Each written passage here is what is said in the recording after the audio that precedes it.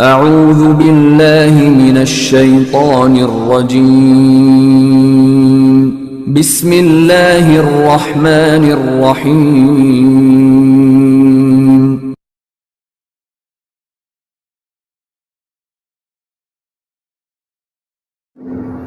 من يهده الله فلا مضل له ومن يضلل فلا هادي له أشهد أن لا إله إلا الله وحده لا شريك له وأشهد أن محمدا عبده ورسوله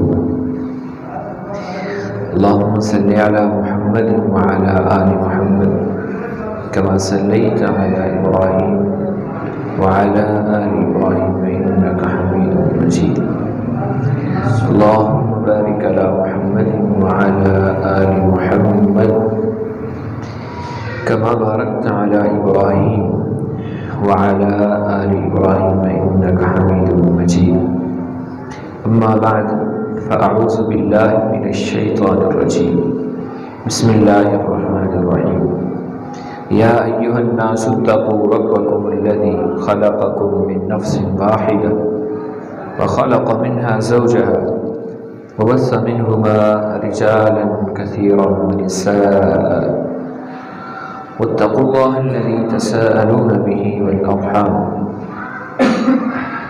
إن الله كان عليكم رقيبا يا أيها الذين آمنوا اتقوا الله وقولوا قولا سديدا يصلح لكم أعمالكم ويغفر لكم ذنوبكم ومن يطع الله ورسوله فقد فاز فوزا عظيما يا أيها الذين آمنوا اتقوا الله حق تقاته ولا تموتن إلا وأنتم مسلمون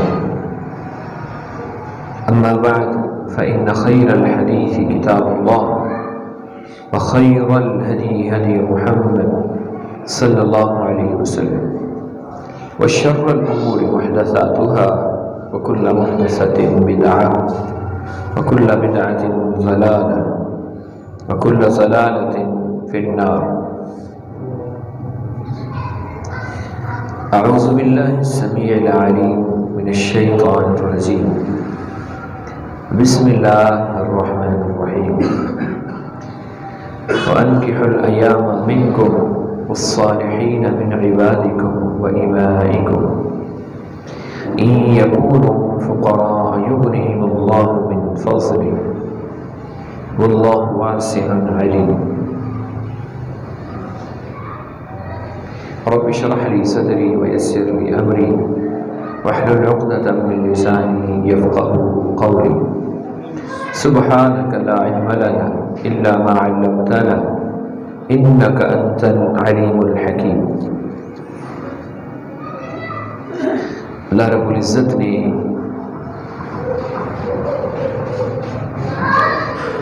اس کائنات کا جو نظام بنایا ہے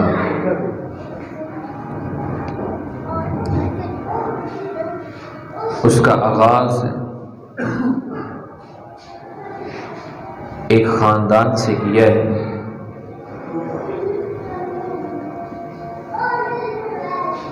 سیدنا آدم علیہ السلام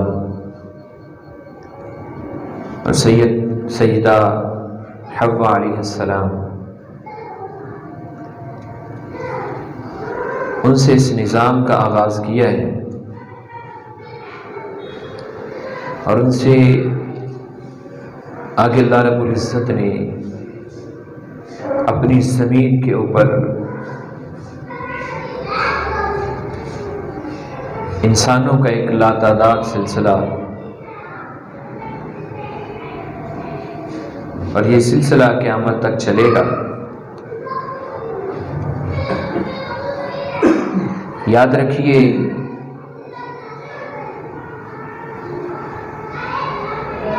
یہ نکاح اور شادی اور خاندان کا سلسلہ یہ ایک فطری عمل ہے۔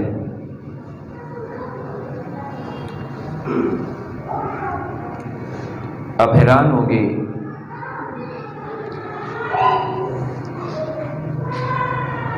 میڈیکل کی ایک رپورٹ کے مطابق جو لوگ نفسیاتی مریض بنتے ہیں، دماغی طور پر وہ ڈسٹرب ہو جاتے ہیں، ان میں سے اکثریت ایسے لوگوں کی ہے یا تو ان کی شادیاں لیٹ ہوتی ہیں اور یا شادیاں ہوتی ہی نہیں۔ جس طرح اللہ رب العزت نے انسان کے ساتھ پیٹ لگایا ہے اور اس کے ساتھ بھوک کا ایک سلسلہ رکھا ہے، اسی طرح جنسی طور پر اللہ رب العزت نے انسان کے جسم کے اندر ایک سلسلہ بنایا ہے۔ اس کو جنسی طور پر بھی بھوک لگتی ہے۔ اس بھوک کو مٹانے کے لیے اللہ رب العزت نے یہ شادی کے سلسلے کو، نکاح کے سلسلے کو جاری کیا ہے۔ شادی کے بہت سے مقاصد ہیں، نکاح کے بہت سے مقاصد۔ ہمارے ہاں آئے دن لڑائی جھگڑے، فتنہ فساد، گھروں کے اندر جھگڑے، میاں بیوی کا ذہن آپس میں نہ ملنا، خاندانوں کے خاندان برباد ہو گئے، تباہ ہو گئے۔ اس کے پیچھے وجوہات کیا ہیں؟ کہ ہمارے سامنے وہ مقصد ہی نہیں رکھا گیا جو ایک شادی شدہ انسان کا ہونا چاہیے۔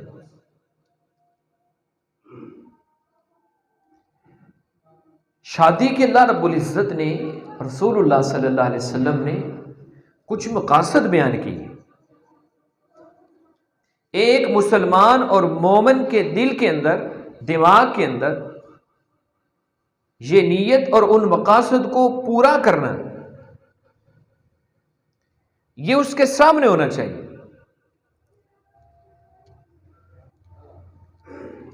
اور یہ کوئی ایسا عمل نہیں ہے کہ کوئی نہ بھی کرے گا تو اس کا کام چل جائے گا۔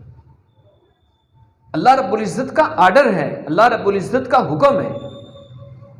میں نے آپ کے سامنے آیت پڑھی، وَأَنكِحُوا الْأَيَامَ مِنكُمْ وَالصَّالِحِينَ مِنْ عِبَادِكُمْ وَإِمَائِكُمْ۔ لونڈیاں، غلام جب بڑے ہو جائیں، جوان ہو جائیں تو ان کا نکاح کر دو۔ إِن يَكُونُوا فُقَرَاءَ يُغْنِهِمُ اللَّهُ مِنْ فَضْلِهِ۔ تم ڈرتے ہو کہ وہ کھائیں گے کہاں سے، ان کے رزق کا مالک کون ہے؟ اللہ فرماتے ہیں اگر وہ فقیر ہوں گے تو میں رب وعدہ کرتا ہوں کہ میں اپنے فضل سے ان کو غنی کر دوں۔ اور رسول اللہ صلی اللہ علیہ وسلم نے اپنی حدیث کے اندر بیان فرمایا، ثلاث حق علی اللہ عونہ۔ تین بندے ایسے ہیں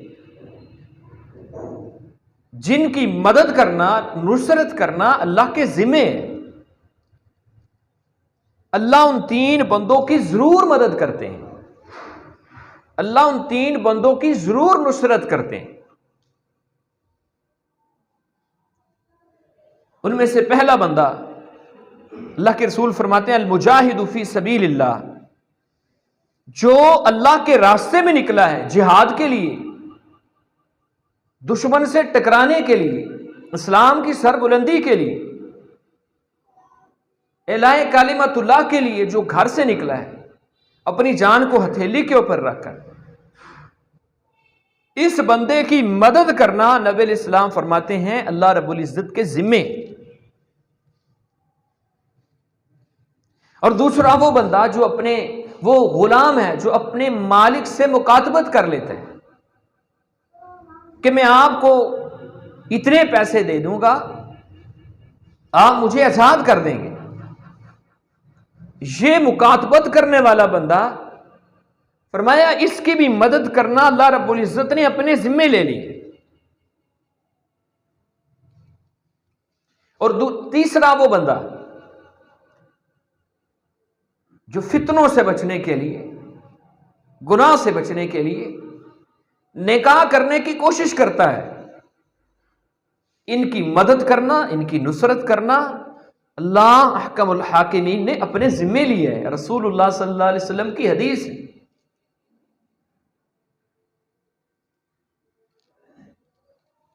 آپ حیران ہوں گے،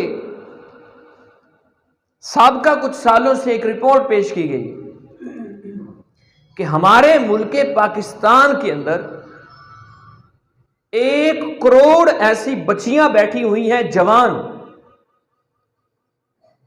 1 کروڑ ایسی جوان بچیاں جن کا نکاح، جن کی شادی بغیر کسی وجہ سے روکی ہوئی۔ اللہ کے رسول صلی اللہ علیہ وسلم کیا فرماتے ہیں؟ یا معشر الشباب فمن کان منکم الباء فتزوجوا، جو تم میں سے شادی کی طاقت رکھتا ہے وہ شادی کرے۔ نوجوانوں کو مخاطب کر کے اللہ کے رسول صلی اللہ علیہ وسلم فرمائے کہ وہ شادی کرے۔ ہم کیوں نہیں کرتے؟ بیٹا 35 سال کا ہو گیا ہے، 40 سال کا ہو گیا ہے، بیٹی 35 سال کی ہو گئی یا 40 سال کی ہو گئی، اب اس کی شادی میں کون سی رکاوٹ ہے؟ تو پہلا عذر جو پیش کیا جاتا ہے وہ یہی ہے کہ یہ جی اپنے پاؤں پہ ابھی کھڑے نہیں ہوئے۔ پاؤں پہ کب کھڑے ہوں گے؟ اللہ کا قرآن کہہ رہا ہے، رسول اللہ صلی اللہ علیہ وسلم کی حدیث کہہ رہی ہے کہ اگر وہ غنی فقیر ہیں، اگر وہ کنگال ہیں، ان کے پاس مال نہیں ہے، پیسے نہیں ہیں، اللہ ان کو غنی کرے گا۔ اللہ کے رسول علیہ السلام کی حدیث کہہ رہی ہے کہ ان کے نان و نفقہ، ان کے معاملات، ان کی مدد کرنا، ان کی نصرت کرنا، ان کے اس نظام کو چلانا اللہ رب العزت نے اپنے ذمے لیا ہے۔ میں اور آپ کہتے ہیں جی ابھی وہ کھڑے نہیں ہوئے۔ اس حدیث کے اندر رسول اللہ صلی اللہ علیہ وسلم نے پہلے تو حکم دیے، حکم، اور دوسرا آپ نے مقاصد بیان کیے۔ ایک نکاح کرنے والے انسان کے دل و دماغ کے اندر جو مقاصد ہونے چاہیے وہ کون سے؟ فَإِنَّهُ أَغَضَّ لِلْبَصَرِ وَأَحْسَنَ لِلْفَرْجِ، کہ شادی کرنے کے دو مقصد، ایک اپنے نظر کی حفاظت کرنا اور دوسری اپنی عصمت کی حفاظت کرنا، شرمگاہ کی حفاظت کرنا۔ اس لیے عبداللہ بن مسعود رضی اللہ تعالیٰ عنہ انہوں نے کہا کہ اگر مجھے پتہ چل جائے، یعنی آپ دیکھیے فتنے سے بچنا، یہ فتنہ کتنا خطرناک ہے، یہ کہاں تک لے کر جاتا ہے۔ جن کے دل کے اندر، دماغ کے اندر اس فتنے کا خوف تھا، برائی والے فتنے کا، زنا والے فتنے کا، عبداللہ بن مسعود رضی اللہ تعالیٰ عنہ فرماتے ہیں کہ اگر مجھے پتہ چل جائے کہ میری زندگی کے صرف 10 دن باقی رہ گئے، زندگی کے صرف 10 دن باقی رہ گئے ہیں، میں ان 10 دنوں کے اندر بھی اپنے آپ کو فتنے سے بچانے کے لیے نکاح ضرور کروں، شادی ضرور کروں،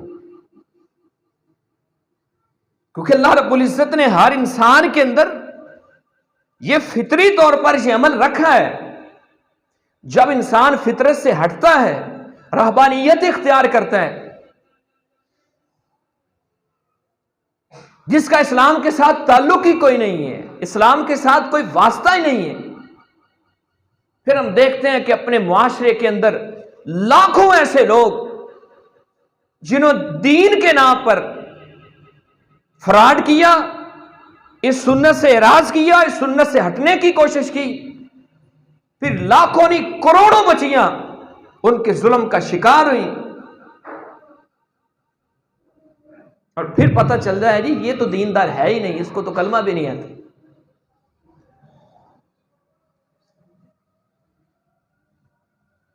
حالانکہ اس چیز کا اسلام کے ساتھ تعلق ہی کوئی نہیں ہے، رہبانیت کا اور صوفیزم کے اندر یہ بات پائی جاتی ہے، شادی کو عیب سمجھا جاتا ہے۔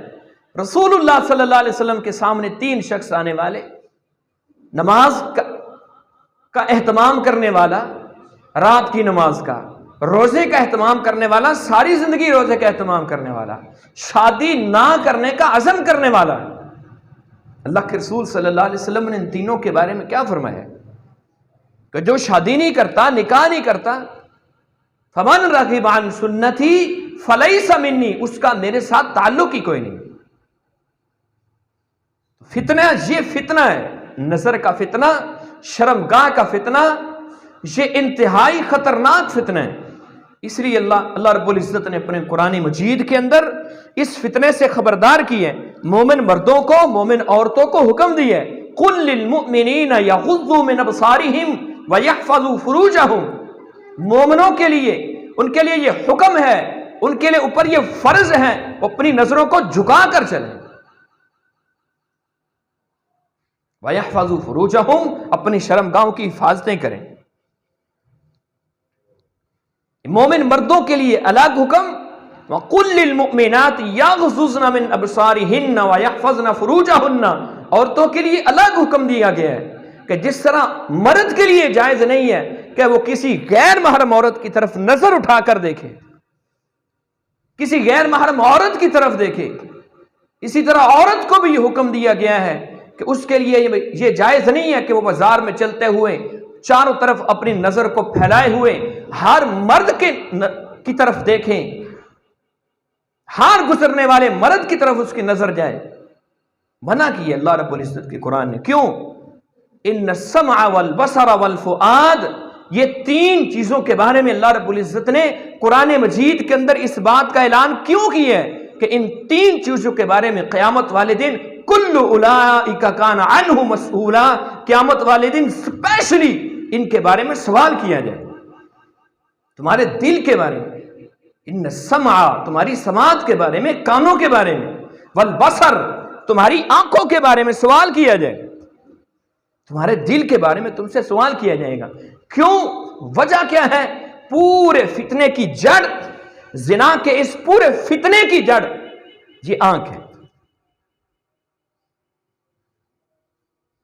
یہ آنکھ ہے پورے فتنے کی جڑ، اور یہ فتنہ اس قدر خطرناک ہے، اس قدر خطرناک، اللہ کے پیغمبر علیہ الصلوۃ والسلام نے دنیا کے اندر اس فتنے میں مبتلا ہونے والے شخص کی جو سزا بیان کی ہے، سزا بیان کی، شرعی حدود کا نفاذ ہو، اسلامی حکومت ہو، اور اسلامی حکومت کے اوپر یہ فرض ہے کہ جو شادی شدہ ہونے کے باوجود اس جرم کا ارتکاب کرتا ہے اس کا اس زمین کے اوپر رہنے کا حق ہی کوئی نہیں، اور اس کو مارنا بھی کیسے؟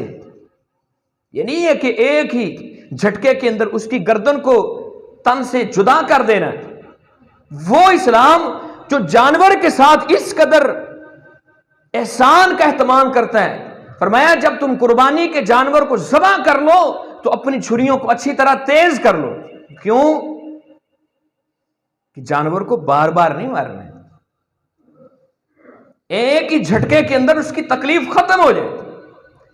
کہ وہ خوبصورت دین اسلام جس نے جانور کے ساتھ بھی اس قدر احسان کرنے کا حکم دیا ہے، وہ دین اس بندے کے بارے میں اتنا سخت رویہ کیوں اختیار کر رہے ہیں؟ کیونکہ یہ بہت بڑا ایک فتنہ ہے، معاشرے کے اندر یہ بہت بڑا فتنہ ہے۔ فرمایا کہ شادی شدہ اگر اس فتنے کے اندر مبتلا ہو جاتا ہے، اس کو زمین کے اندر آدھا گاڑ کے اس کو بیاکت وقت نہیں مارنا، اس کو پتھر مار مار کے اس کو رجم کر دینا، اس کو ختم کر دینا۔ یہ زنا کی سزا اللہ رب العزت نے قرآن مجید کے اندر بیان کی۔ اور میں کہوں گا بوڑھے والدین، آپ کا بچہ شادی کی عمر کو پہنچ چکا ہے، یہ بات یاد رکھیے، اس کی عمر 20 سال ہو گئی ہے، 25 سال ہو گئی ہے، 30 سال گزر گئے اس کی زندگی کے، 40 سال کا ہو گئے ہیں، آپ اس کی شادی نہیں کرتے۔ اب تک جتنے وہ جرم کرے گا اپنی آنکھوں کے ساتھ، اپنی شرمگاہ کے ساتھ، بوڑھا باپ اس جرم کے اندر برابر کا شریک ہے. اس کو شریعت نے حکم دیا تھا، اس نے اس حکم کو پس پشت ڈالا ہے، اس کی اہمیت کو نہیں جانا. رسول اللہ صلی اللہ علیہ وسلم کے پاس ایک شخص آتا ہے. آپ نے پوچھا شادی کی ہے؟ اس نے کہا نہیں اللہ کے رسول شادی تو نہیں کی. آپ نے فرمایا مال ہے؟ جی اللہ کے رسول مال ہے. طاقت بھی ہے؟ جی اللہ کے رسول طاقت بھی ہے. اللہ کے رسول نے اس قدر سخت الفاظ کہے. آپ نے فرمایا تمہارے پاس ہر وہ چیز موجود ہے جو شادی کے لیے ضروری ہے. آپ نے فرمایا اگر تم اب بھی شادی اگر تم نے نہیں کی تو پھر تو تم شیطان کے بھائی نکلے ہو. شیطان کے بھائی. رسول اللہ صلی اللہ علیہ وسلم نے اس قدر سخت رویہ اپنایا ہے. شادی کا مقاصد میں سے سب سے بڑا مقصد جو ہے اپنے آپ کو فتنے سے بچانا ہے. جو بندہ شادی کے بعد بھی اس فتنے سے الگ نہیں ہوا، نظر کے فتنے سے، شرمگاہ کے فتنے سے وہ اپنے آپ کو نہیں بچا سکا، اس نے شادی کے مقصد کو پورا ہی نہیں کیا. اس نے پورا ہی نہیں کیا. اس کو فکر کرنی چاہیے کہ میں کدھر جا رہا ہوں. اسی طرح اللہ رب العزت کے پیغمبر علیہ الصلوۃ والسلام نے، اللہ رب العزت نے قرآن مجید کے اندر شادی کا جو مقصد بیان کیا ہے اطمینان اور سکون حاصل کرنا. والذی خلقکم من نفس واحدۃ وجعل منها زوجها لیسکن الیہا. اللہ رب العزت نے یہ نظام بنایا ہے، یہ انسانی نظام بنایا ہے، خاندانوں کا نظام پیدا کیا تمہیں ایک نفس سے. کس لیے پیدا کیا ہے؟ میاں بیوی کا یہ ایک نظام بنایا ہے اس لیے کہ تمہارے گھروں کے اندر سکون ہونا چاہیے، اور اس میں ہر قسم کا سکون شامل ہے. زبان کی طرف سے ایک دوسرے کو تسکین دینا، اپنے اخلاق سے ایک دوسرے کو تسکین دینا، اپنے معاملات سے ایک دوسرے کو تسکین دینا، اور جو خاص مقصد اللہ رب العزت نے جو بیان کیے ہے اس کے اندر ایک دوسرے کو تسکین دینا. ایک بندے کی زبان سے اس کی بیوی محفوظ نہیں ہے، اس نے کہاں تک اپنی شادی کے مقصد کو پورا کیا؟ اس کی زبان سے اس کی بیوی محفوظ نہیں ہے، بیوی خواہش کر رہی ہے اللہ کرے یہ گھر سے باہر ہی رہے، گھر کے اندر داخل نہ ہو. رسول اللہ صلی اللہ علیہ وسلم ایسا دین دے کر گئے. آپ نے فرمایا تم میں سے بہترین انسان وہ ہے جو اپنے گھر والوں کے لیے بہتر ہے. اور پھر آپ نے فرمایا کہ میں اپنے گھر والوں کے لیے سب سے زیادہ بہتر ہوں، سب سے زیادہ بہتر. اللہ کے رسول علیہ الصلوۃ والسلام کا اپنے گھر کے اندر کردار کیسا تھا؟ کبھی کسی نے کوئی حدیث سنی ہے کہ اللہ کے رسول علیہ الصلوۃ والسلام گھر میں داخل ہوئے ہوں، کھانا نہ پکا ہو تو آپ نے 3 دفعہ ویسے ہی کہہ دیا ہو کہ میں تمہیں 3 دفعہ طلاق دیتا ہوں؟ ہمارے پاس جب مسائل پوچھنے کے لیے لوگ آتے ہیں، لمحہ فکریہ ہے معاشرے کے لیے 90% بلکہ میں 95% اگر لوگ کہوں گا، مبالغہ نہیں ہوگا، 95% لوگ جو ہے نا وہ مسائل ایسے پوچھتے ہیں کہ ہم جی طلاق دے بیٹھے ہیں، 3 طلاقیں اکٹھی، ایک پر صبر ہی نہیں ہوا. اب بتائیں جی ہم کیا کریں؟ اب ہم کیا کہہ سکتے ہیں؟ اطمینان دینا، سکون دینا عورت مرد کے لیے، مرد عورت کے لیے، یہ ایک شادی کا مقصد اسلام میں بیان کیا ہے کہ گھروں کے اندر سکون ہو، اطمینان ہو. نہ بیوی کے لیے یہ جائز ہے کہ وہ زبان چلاتی چلی جائے، اپنی زبان کی تلوار سے دوسروں کو کاٹتی چلی جائے، اور نتیجہ یہاں تک پہنچے کہ خامد کو ہاتھ اٹھانا پڑے. اور نہ یہ مرد کے لیے یہ جائز ہے، مرد کے لیے یہ جائز ہے کہ وہ اپنی زبان سے اپنی بیوی کو تکلیف پہنچائے، اپنے کردار سے اپنے گھر والوں کو تکلیف پہنچائے.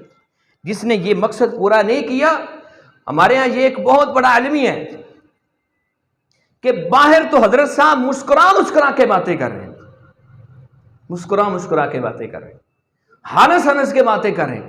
جیسے گھر کے اندر داخل ہوئے، ماتھے کے اوپر بل پڑ گئے ہیں، مجال ہے کسی بچے کی کوئی بات کر سکے؟ مجال ہے بیوی کی کہ کوئی بات کر سکے؟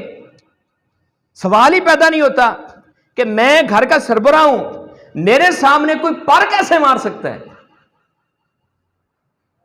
اور ایک صاحب کہنے لگے، یعنی تربیت کا انداز دیکھ لیں، ہماری تربیت کس طرف جا رہی ہے۔ کہنے لگے گھر کے اندر اگر بندہ ہنستا ہوا مسکراتا ہوا داخل ہو تو عزت کے اندر کمی آتی۔ یہ نکتہ رسول اللہ صلی اللہ علیہ وسلم کو سمجھ نہیں آیا تھا، جو 14ویں صدی کے انسان کو سمجھ آ گیا ہے کہ گھر کے اندر اگر ہنستے ہوئے مسکراتے ہوئے داخل ہو تو عزت کے اندر کمی آ جائے گی۔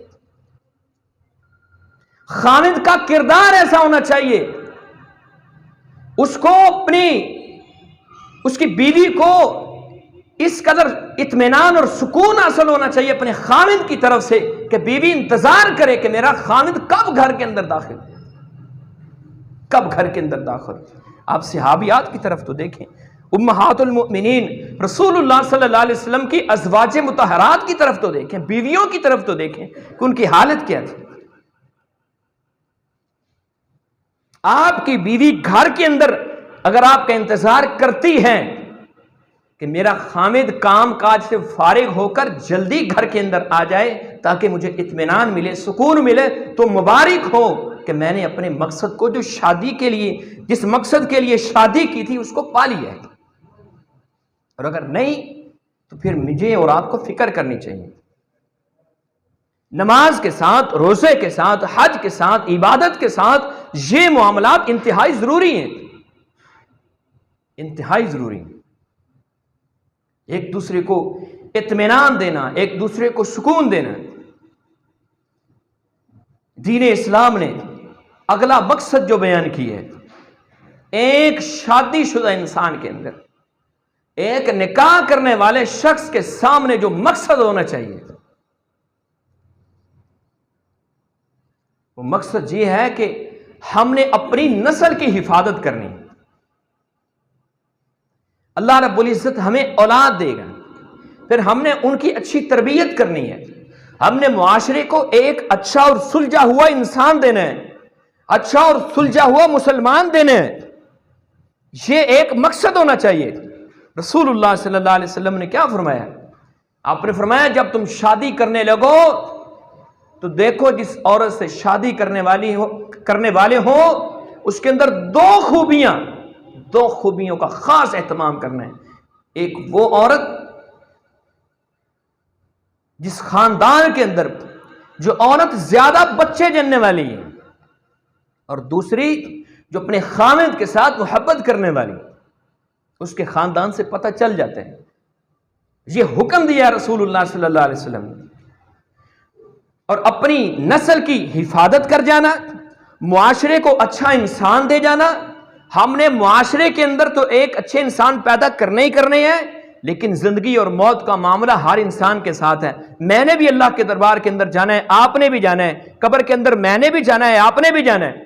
جیسے ہی قبر کے اندر گئے نیکیوں کا سلسلہ ختم، لیکن 3 قسم کے اعمال رسول اللہ صلی اللہ علیہ وسلم فرماتے ہیں اذا مات الانسان انقطع عنہ عملہ الا من 3۔